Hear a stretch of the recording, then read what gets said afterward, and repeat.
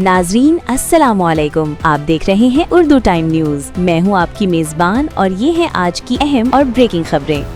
कोयटा में एक नजी प्लाजा में आग लगने का अफसोसनाक वाकया पेश आया है, जहां दर्जनों दुकानें आग की लपेट में आकर मुतासिर हो गई हैं। रेस्क्यू टीमें मौके पर मौजूद रहीं और आग पर काबू पा लिया गया। ताहम भारी माली नुकसान की इत्तलात मौसूल हो रही हैं। अब खबर कराची से। जामिया कराची की जमीन पर कायम पेट्रोल पंप का NOC खत्म कर दिया गया है। इंतजामिया के मुताबिक ये फैसला कानूनी तकाजे पूरे न होने की बुनियाद पर किया गया है और आइंदा दिनों में मजीद कार्रवाई मुतवक्का है। अगली खबर गुल प्लाजा सान्हे से मुतल्लिक। गुल प्लाजा सान्हे में जहां बड़े पैमाने पर नुकसान हुआ, वहीं एक हैरत अंगेज खबर ये है कि मस्जिद और कुरान पाक मुकम्मल तौर पर महफूज रहे। इस वाक़े को कई अफराद कुदरत की निशानी करार दे रहे हैं। इसी सान्हे पर वफाकी वजीर का रद्द-ए-अमल भी सामने आ गया है। वफाकी वजीर चौधरी सालिक हुसैन ने गुल प्लाजा सान्हे पर गहरे रंजो गम का इजहार किया है और मुतासरा खानदानों से हमदर्दी का इजहार किया है। सियासी खबर की जानिब बढ़ते हैं। मियां फखर पगानवाला का कहना है कि चौधरी सालिक और चौधरी शाफे पर लूट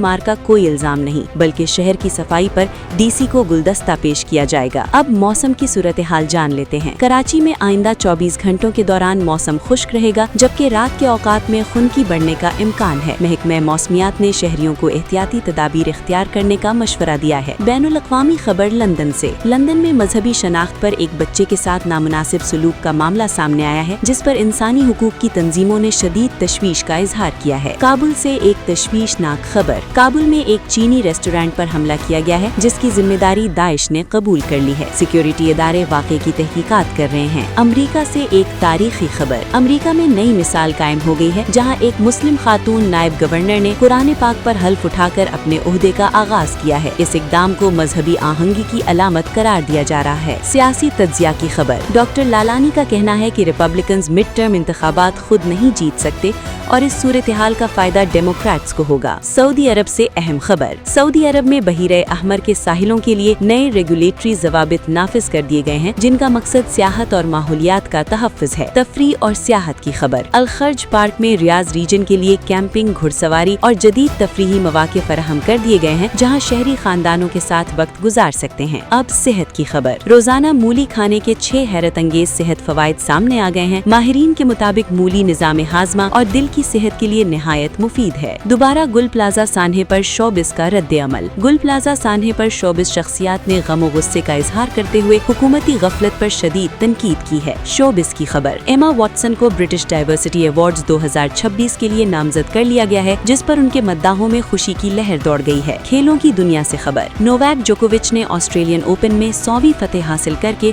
टेनिस की तारीख में नया बाब रकम कर दिया है। और क्रिकेट की खबर। T20 वर्ल्ड कप के लिए हारिस रऊफ को 15 रुकनी स्क्वाड में शामिल नहीं किया गया, जिस पर शायकीन में मुख्तलिफ रद्द-ए-अमल सामने आ रहे हैं। नाजरीन, ये थी आज की खबरें। मजीद अपडेट्स और ताज़ा तरीन खबरों के लिए उर्दू टाइम न्यूज के साथ जुड़े रहिए। मुझे इजाजत दीजिए। अल्लाह हाफिज।